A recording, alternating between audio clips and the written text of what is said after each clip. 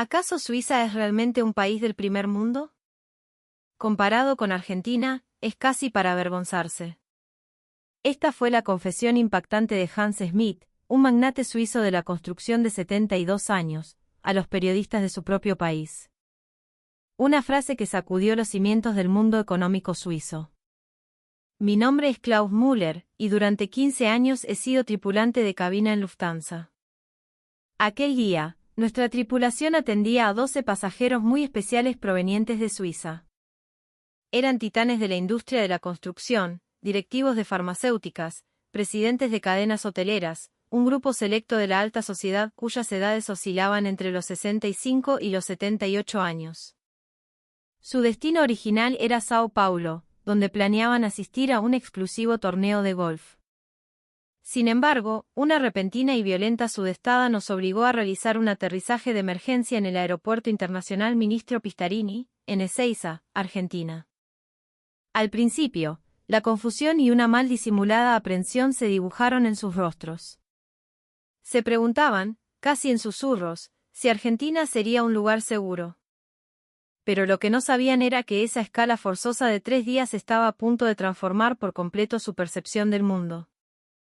La impecable gestión de crisis que presenciaron en el aeropuerto, el increíble sistema de salud que descubrieron en un momento de pánico, la asombrosa calidad humana de los ciudadanos que encontraron en las calles de Buenos Aires, todo ello los llevaría a cuestionar la superioridad europea que habían dado por sentada durante toda su vida. ¿Cómo fue que estos hombres, epítomes del éxito y el orgullo del viejo continente, llegaron a pronunciar tales palabras?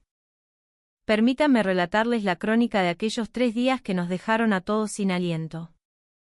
Nuestro vuelo era un charter privado, y los pasajeros que teníamos a bordo eran, como ya mencioné, la flor y nata de la sociedad suiza. El grupo era liderado por el señor Hans Smith, una leyenda en el sector de la construcción. Lo acompañaban figuras como el Dr. Fritz Weber, representante de una farmacéutica de Basilea, y Willy Meyer, presidente de una prestigiosa cadena de hoteles con sede en Ginebra. 12 caballeros en total, todos ellos amigos y socios de toda la vida.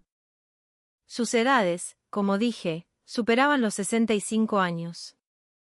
El motivo del viaje era un torneo de golf anual en Sao Paulo, una tradición que, según nos contaron, mantenían desde hacía décadas. Para mí, acostumbrado a las rutas domésticas suizas o a los vuelos europeos, operar un vuelo transatlántico privado como este era una experiencia excepcional, un soplo de aire fresco en mi rutina. Los propios pasajeros comentaban, con una sonrisa de complicidad, que la mayoría de ellos poseía jets privados y que volar en una aerolínea comercial, aunque fuera en primera clase, era en sí mismo una rareza, una pequeña aventura. El despegue desde Zúrich fue perfecto. El avión se deslizó suavemente por los cielos europeos, dejando atrás los Alpes nevados. A bordo, el ambiente era distendido y elegante. Las conversaciones fluían entre copas de champán y anécdotas sobre negocios y viajes pasados. La expectativa por los campos de golf de Brasil era palpable. El señor Smith, en particular, recordaba con orgullo cómo ese club de amigos golfistas se había mantenido unido por más de 30 años, un verdadero testamento a su amistad. El problema surgió cuando nos acercábamos a la costa sudamericana. El Centro de Control de Tráfico Aéreo nos transmitió una alerta meteorológica urgente. Un fenómeno conocido como sudestada, un viento frío y persistente del sudeste acompañado de lluvias torrenciales y ráfagas huracanadas, estaba azotando toda la región del Río de la Plata y el sur de Brasil. Los principales aeropuertos, incluido el de Sao Paulo, estaban cerrando sus operaciones uno tras otro.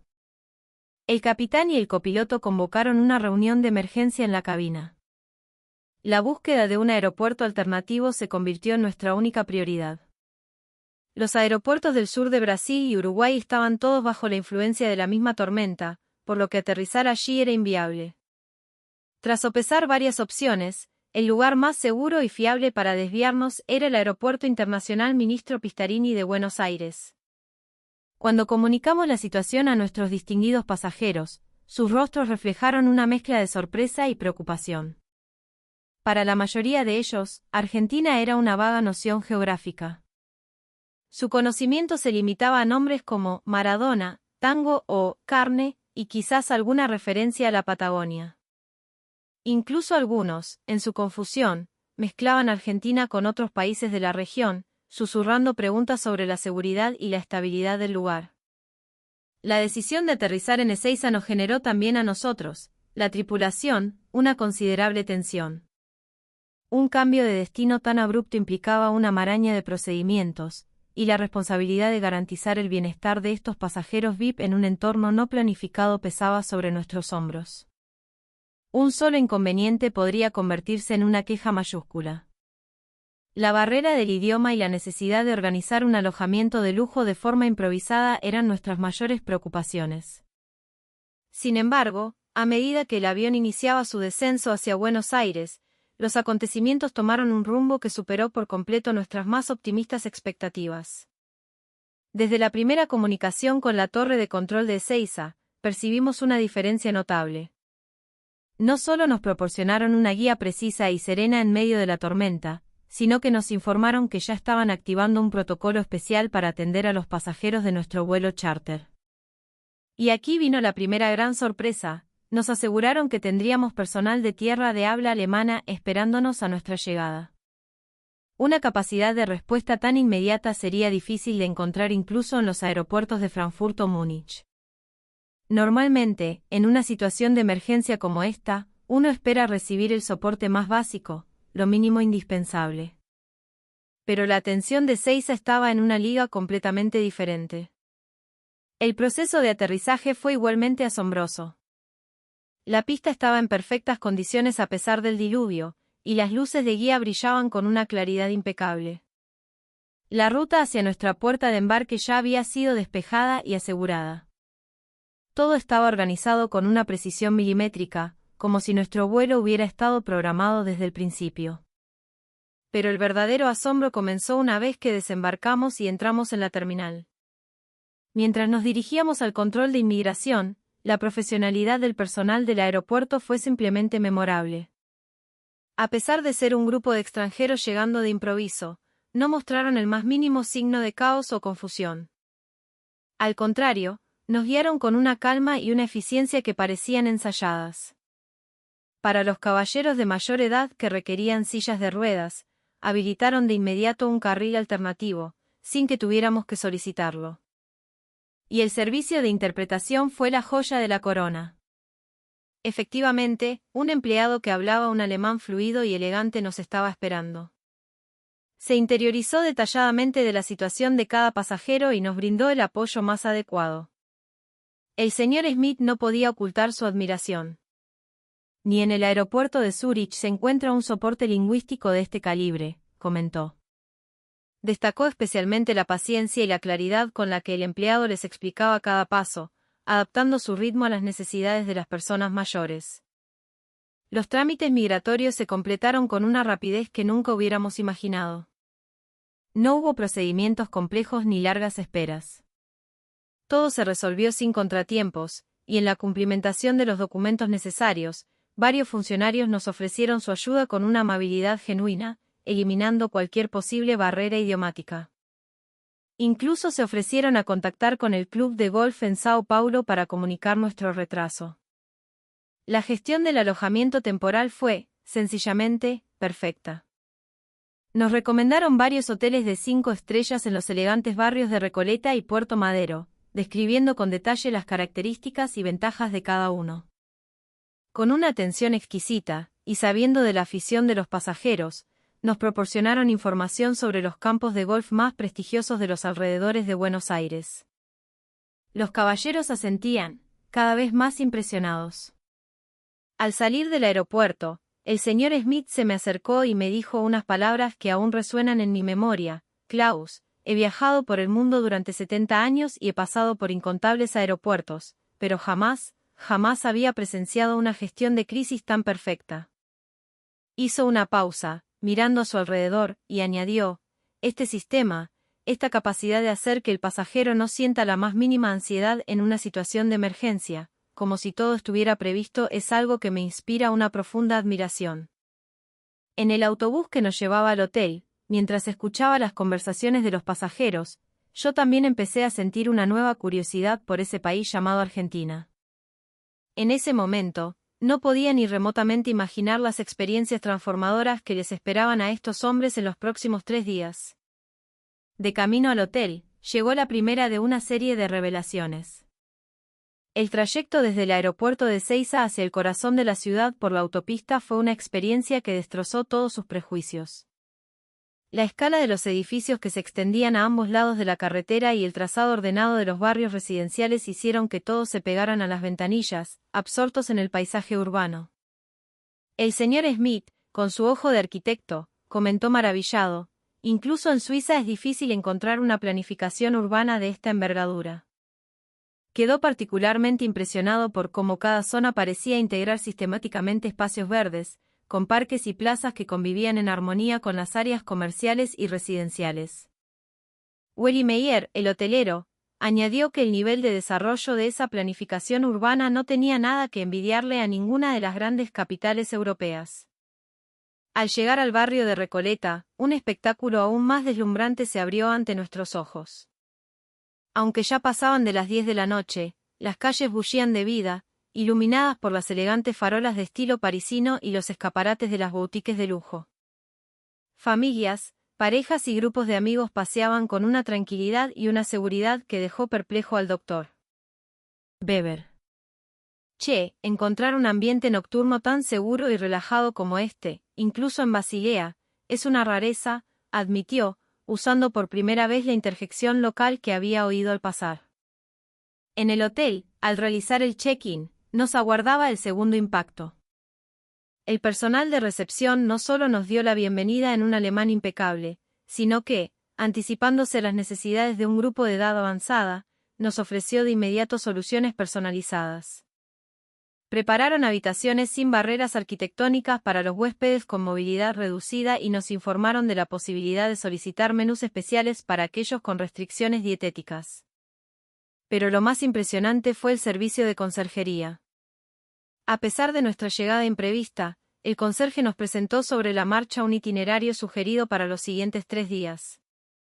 Para los aficionados al golf, recomendó los clubes más exclusivos de la provincia de Buenos Aires.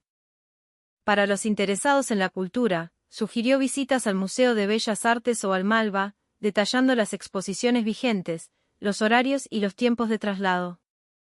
Mientras subíamos en el ascensor hacia las habitaciones, observé los rostros de los pasajeros. Sentí como su percepción de Argentina estaba cambiando a una velocidad vertiginosa. La expresión de preocupación que tenían en el aeropuerto había desaparecido por completo, reemplazada por una mirada de genuina curiosidad y expectación.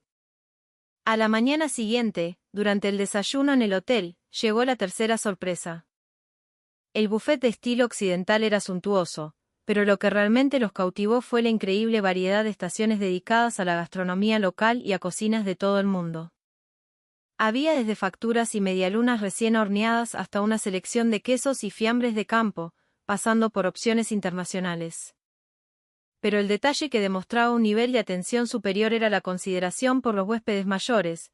Ofrecían alimentos de textura suave, fáciles de digerir, así como menús bajos en sal para personas con diabetes o hipertensión. El servicio del personal del restaurante era igualmente excepcional. Se acercaban a cada mesa para explicar los platos, pero lo hacían manteniendo una distancia prudente para no resultar invasivos, apareciendo en el momento justo en que se les necesitaba. Hans Smith lo resumió perfectamente: ni en los hoteles más lujosos de Suiza se recibe una atención tan detallista y humana como esta. Después del desayuno, mientras dábamos un paseo por el barrio, recibimos el cuarto impacto. Las veredas de Recoleta eran amplias, lisas y estaban impecablemente mantenidas, permitiendo que incluso las personas mayores caminaran sin dificultad. Lo que más llamó la atención de Rudolf, otro de los empresarios, fue el diseño urbano inclusivo.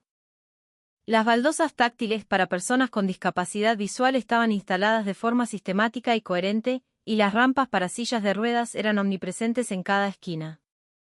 Este nivel de detalle en el diseño urbano es algo de lo que Suiza debería aprender, sentenció con admiración. La mañana del segundo día, ocurrió algo inesperado y alarmante. El doctor Fritz Weber, el director de la farmacéutica de Basilea, se desplomó repentinamente en el lobby del hotel, quejándose de un fuerte dolor en el pecho. A sus 68 años, tenía un historial de problemas cardíacos, y la situación parecía extremadamente grave. El pánico se apoderó del grupo. Hans Smith y los demás estaban visiblemente alterados. Nosotros, la tripulación, tampoco sabíamos cómo reaccionar ante una emergencia médica de esa magnitud en un país extranjero. La recepcionista del hotel, sin embargo, actuó con una calma y una eficiencia asombrosas. Marcó el 107 y, para nuestra total sorpresa, una ambulancia del SAME llegó en menos de 5 minutos. Lo primero que nos dejó atónitos fue la profesionalidad de los paramédicos. Evaluaron la condición del doctor Weber con una rapidez y una precisión que no envidiaban en nada a sus homólogos europeos. Nos impresionó especialmente la delicadeza con la que lo trataron, conscientes de su avanzada edad. La ambulancia estaba equipada con la última tecnología médica, permitiendo un monitoreo constante de sus signos vitales durante el traslado. Uno de los paramédicos, en un inglés claro y conciso, nos fue explicando la situación del paciente, lo que nos transmitió una gran tranquilidad a quienes lo acompañábamos. Al llegar al Hospital Italiano de Buenos Aires, vivimos el segundo impacto. La escala y el nivel de las instalaciones del servicio de urgencias eran comparables, si no superiores, a los de cualquier gran hospital europeo. De hecho, la sensación era la de estar en un centro más moderno y sistemáticamente organizado. La sala de emergencia se parecía más al lobby de un hotel que a un hospital, era espaciosa, estaba impecablemente limpia y diseñada para evitar la confusión y el estrés de los pacientes. Durante el proceso de admisión, experimentamos la tercera sorpresa. A pesar de ser un paciente extranjero en una situación de emergencia, el personal administrativo no mostró ni un ápice de vacilación. El Departamento de Atención a Pacientes Internacionales se activó de inmediato. Una empleada que hablaba alemán se presentó para ayudarnos y nos explicó detalladamente cómo gestionar el seguro médico suizo. Un hospital con un sistema tan preparado para pacientes extranjeros es una rareza, incluso en Europa. El tiempo de espera para ser atendido fue increíblemente corto.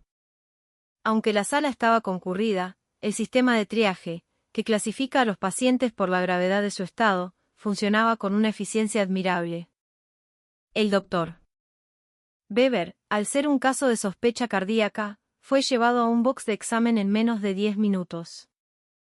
Durante la espera, una enfermera venía a comprobar su estado periódicamente, manteniéndonos informados y tranquilos. En el momento en que conocimos al médico tratante, recibimos el cuarto impacto. Un cardiólogo especialista se presentó en la misma sala de emergencias para evaluarlo. En Suiza, lo habitual es que un médico de urgencias realice el diagnóstico inicial, solo si es necesario, derive el paciente a un especialista. Aquí, el especialista estuvo involucrado desde el primer minuto. Su profesionalidad y experiencia eran evidentes. Además, había realizado una parte de su residencia en Alemania, por lo que pudo explicarnos los términos médicos en un alemán perfecto. La rapidez con la que se realizaron las pruebas nos dejó boquiabiertos. Electrocardiograma, análisis de sangre, radiografía de tórax y un ecocardiograma, todo se completó en menos de una hora. En Suiza, solo para conseguir un ecocardiograma se necesitan varios días de espera, con cita previa. Aquí, se lo hicieron de inmediato, en la misma urgencia. Afortunadamente, los resultados no revelaron nada grave. El diagnóstico fue una arritmia sinusal causada por el estrés y la fatiga del viaje, algo que podía controlarse perfectamente con medicación. Al retirar la receta, vivimos nuestra quinta sorpresa. La farmacéutica del hospital revisó meticulosamente la medicación que el doctor Weber ya tomaba habitualmente para evitar cualquier interacción farmacológica peligrosa. Cuando le mostramos la lista de sus medicamentos de Suiza, analizó la composición de cada uno y estudió su compatibilidad con la nueva receta. Una orientación farmacéutica tan profunda y personalizada es difícil de encontrar, incluso en los mejores hospitales europeos. En la farmacia, el trato fue igualmente conmovedor. El farmacéutico nos explicó detalladamente el efecto, los posibles efectos secundarios y el modo de empleo de cada medicamento. Incluso nos proporcionó un prospecto traducido al alemán. Y en un gesto de consideración extraordinaria, nos dio una cantidad extra de medicación para que el Dr. Weber pudiera continuar su tratamiento sin interrupciones al regresar a Suiza. Esa atención al detalle nos dejó a todos maravillados. Al momento de pagar la cuenta, recibimos el sexto y último impacto. El coste total de la consulta de alta calidad, todas las pruebas diagnósticas y la medicación prescrita era apenas un tercio de lo que habría costado en un hospital suizo. Y lo más sorprendente fue que no nos cobraron ninguna tarifa adicional por ser extranjeros. De hecho, al considerar que el paciente era una persona mayor, le aplicaron un pequeño descuento. La amabilidad y la calidez humana del personal del hospital fueron lo más memorable de todo. Desde los médicos y enfermeras hasta los técnicos de laboratorio y el personal de limpieza, todos mostraron una genuina preocupación por un paciente extranjero. Cuando el idioma era una barrera, recurrían a aplicaciones de traducción o al lenguaje corporal para comunicarse, siempre con una paciencia infinita. Las instalaciones del hospital estaban impecables. No solo los pasillos y los baños, sino cada rincón estaba tan limpio como un hotel de lujo. El característico olor a desinfectante era casi imperceptible, gracias a un sistema de purificación de aire que mantenía un ambiente fresco y agradable. Al salir del hospital, las palabras de Hans Smith resumieron el sentir de todos. Suiza tiene hospitales magníficos, dijo, pero recibir un servicio médico integral de este nivel, que combine la más alta tecnología con una calidez humana tan palpable, es extremadamente difícil. La atención a los pacientes extranjeros y el sistema de tarifas razonables es algo que Suiza debería estudiar y emular. El Dr. Weber no solo se había recuperado por completo, sino que expresaba una profunda gratitud por la profesionalidad y la humanidad de los médicos argentinos. Después de la experiencia en el hospital, la percepción de todos sobre Argentina cambió radicalmente. El estereotipo de una isla misteriosa y caótica se había desvanecido por completo, reemplazado por la imagen de un lugar avanzado del que el mundo tenía mucho que aprender. La mañana del tercer día, decidimos explorar la ciudad de Buenos Aires como un porteño más. El plan era usar el subte, la red de subterráneos, para recorrer diferentes zonas. Esa jornada se convirtió en una sucesión de choques culturales positivos. Al tomar la línea de la estación Catedral, en pleno centro, vivimos nuestra primera sorpresa. Era hora pico y la estación estaba abarrotada, pero todos esperaban el tren formando una fila ordenada.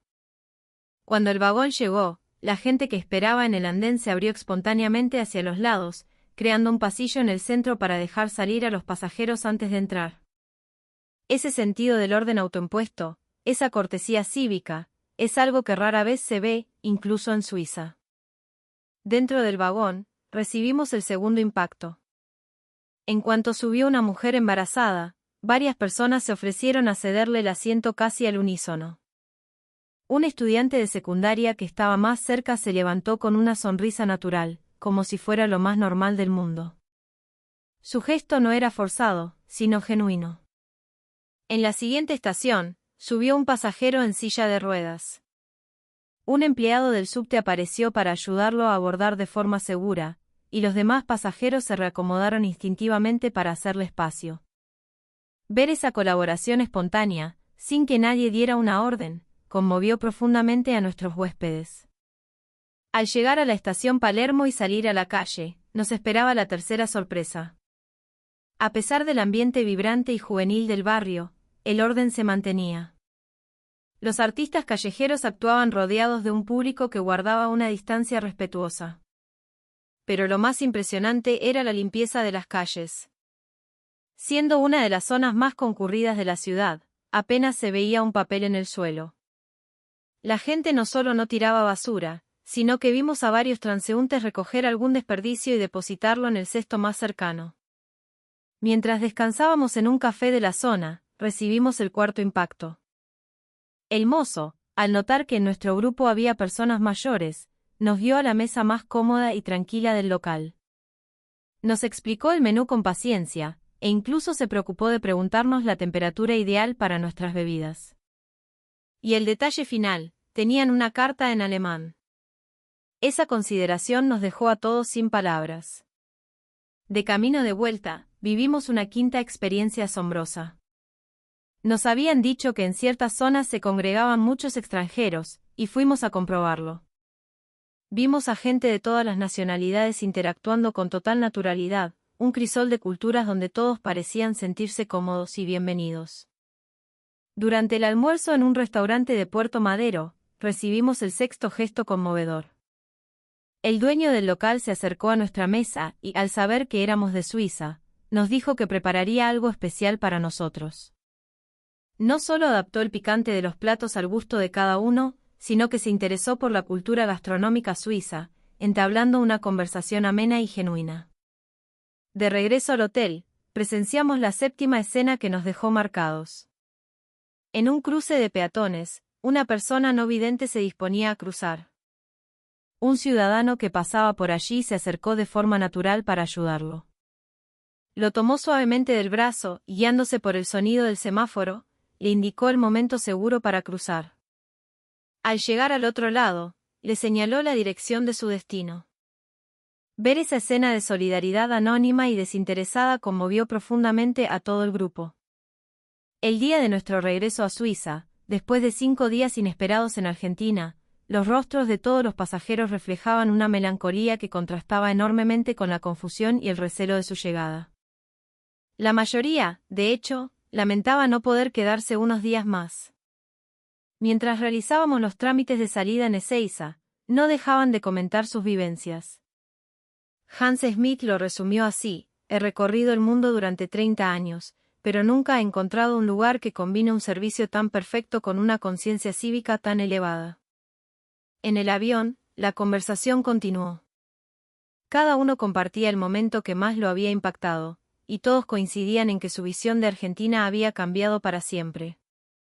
Willy Meyer, el hotelero, afirmó que, al volver a Ginebra, implementaría un programa de formación para su personal basado en el servicio al estilo argentino. Al aterrizar en el aeropuerto de Zúrich, comenzó la primera onda expansiva. Al relatar sus experiencias a las familias y a los periodistas que los esperaban, todos se deshicieron en elogios hacia Argentina. Las declaraciones de Hans Smith, en particular, causaron un enorme revuelo. Afirmó, con una franqueza brutal: en Suiza siempre nos hemos jactado de ser un país avanzado, pero en comparación con Argentina, tenemos muchísimo que aprender. Esta afirmación, recogida por los medios suizos, provocó un segundo impacto. El Neue Zürcher Zeitung, el diario más influyente de Suiza, publicó un reportaje en portada con el titular: El milagro argentino. Que un grupo de la élite suiza, defensores acérrimos de la superioridad europea durante toda su vida, elogiara de esa manera a un país sudamericano era un hecho sin precedentes. Los periódicos de Basilea hicieron lo propio, publicando la experiencia del Dr. Weber en el hospital, lo que generó un gran debate en el sector médico. Los profesionales de la salud suizos comenzaron a interesarse profundamente por el modelo argentino, centrado en el paciente y con un sistema de tarifas razonable. El Hospital Universitario de Zúrich llegó a crear un equipo de investigación para estudiar el sistema de salud argentino. La reacción del mundo empresarial fue aún más explosiva. La Cámara de Comercio de Suiza convocó una reunión de emergencia para discutir cómo aprender de los avanzados sistemas argentinos. La conclusión fue la necesidad urgente de estudiar su modelo de gestión aeroportuaria, su sistema de transporte público y su cultura de servicio al cliente. La tercera onda expansiva llegó a la política. El Ministerio Federal de Transportes de Suiza anunció que consideraría la implementación de sistemas inspirados en el aeropuerto de Ezeiza para solucionar los crónicos retrasos y las deficiencias de servicio del aeropuerto de Zúrich. El Ministerio de Salud también tomó cartas en el asunto. Tras difundirse que la eficiencia y la satisfacción del paciente en Argentina eran superiores, comenzaron a planificar el envío de una delegación oficial para mejorar el sistema suizo. El cuarto impacto se produjo en el ámbito académico. Las universidades de Zúrich y St. Gallen impulsaron la creación de institutos de estudios argentinos, con el objetivo de investigar académicamente los secretos del rápido desarrollo del país y aplicarlos al progreso de Suiza. La reacción de los ciudadanos fue igualmente entusiasta. Las consultas sobre paquetes turísticos argentinas se dispararon, y se desató una fiebre por aprender español. Las academias de español en Zúrich vieron cómo sus matrículas se multiplicaban por 10, teniendo que crear listas de espera. La quinta onda expansiva se extendió por toda Europa. Medios de comunicación de Alemania y Austria se hicieron eco de la noticia, y pronto Francia e Italia siguieron su ejemplo. Argentina dejó de ser solo un punto en el mapa para convertirse en un modelo de vanguardia del que el mundo podía aprender. Incluso la Unión Europea comenzó a interesarse, considerando la creación de un grupo de trabajo en Bruselas para analizar las políticas de integración social y gobierno digital de Argentina. 6 meses después, una gran delegación suiza, compuesta por funcionarios gubernamentales y directivos de empresas, viajó a Buenos Aires para estudiar de primera mano sus sistemas. Un año después de aquel aterrizaje forzoso, yo cubro la ruta a Buenos Aires con regularidad. Esa experiencia transformó mi carrera. Cada vez que aterrizo en Ezeiza, revivo la emoción de aquellos días y mi respeto por esta tierra y su gente no hace más que crecer. El cambio más asombroso es la actitud de los pasajeros. Antes, muchos consideraban la escala en Buenos Aires una molestia. Ahora, cada vez más pasajeros europeos expresan su deseo de conocer la ciudad. Lufthansa también ha cambiado. Hemos empezado a estudiar los manuales de servicio de las aerolíneas argentinas, mejorando drásticamente la atención a los pasajeros mayores o con necesidades especiales. Yo mismo he cambiado. Empecé a estudiar español y ya puedo mantener una conversación básica. Saludar a los pasajeros argentinos en su idioma y ver su sonrisa de alegría es una de mis mayores satisfacciones. Sigo en contacto con aquellos caballeros suizos. Hans Smith visitó Argentina de nuevo el año pasado, esta vez con su familia, y se quedó 2 semanas. En una carta, me escribió: Argentina es como mi segundo hogar. El Dr. Weber invitó a profesionales médicos argentinos a Suiza para impartir cursos a su personal. La cadena de hoteles de Werimeyr ha incorporado la formación en Servicio Argentino como parte oficial de su programa, y la satisfacción de sus clientes ha alcanzado récords históricos. Lo más conmovedor es que estos hombres se han convertido en embajadores de Argentina. Gracias a ellos, a menudo me encuentro en mis vuelos a pasajeros que viajan por su recomendación. En mis 15 años como tripulante, he visitado innumerables países, pero ninguno como Argentina, que combina un sistema perfecto con una calidez humana arrolladora. Hay algo especial aquí que no puede explicarse solo con tecnología o eficiencia. Es el respeto por el ser humano, lo que aquí llaman calor humano, que impregna toda la sociedad. La consideración por los demás, la conciencia de comunidad, el priorizar la armonía del conjunto sobre la conveniencia individual, el ayudar al prójimo como algo natural, todo eso, creo yo, es el verdadero motor que hace de Argentina un país realmente avanzado. Me he convertido en un firme defensor de este país. Siempre que puedo, recomiendo a mis colegas y pasajeros que lo visiten. Porque lo que aprendí en aquellos 3 días es que el significado de primer mundo no reside en los rascacielos o en la tecnología de punta, sino en una sociedad que pone a las personas en primer lugar, que cuida de los más vulnerables y donde todos son tratados con dignidad y respeto. Y Argentina, sin duda, es un lugar así. Aquel aterrizaje de emergencia, provocado por una tormenta, fue para mí, y para muchos otros,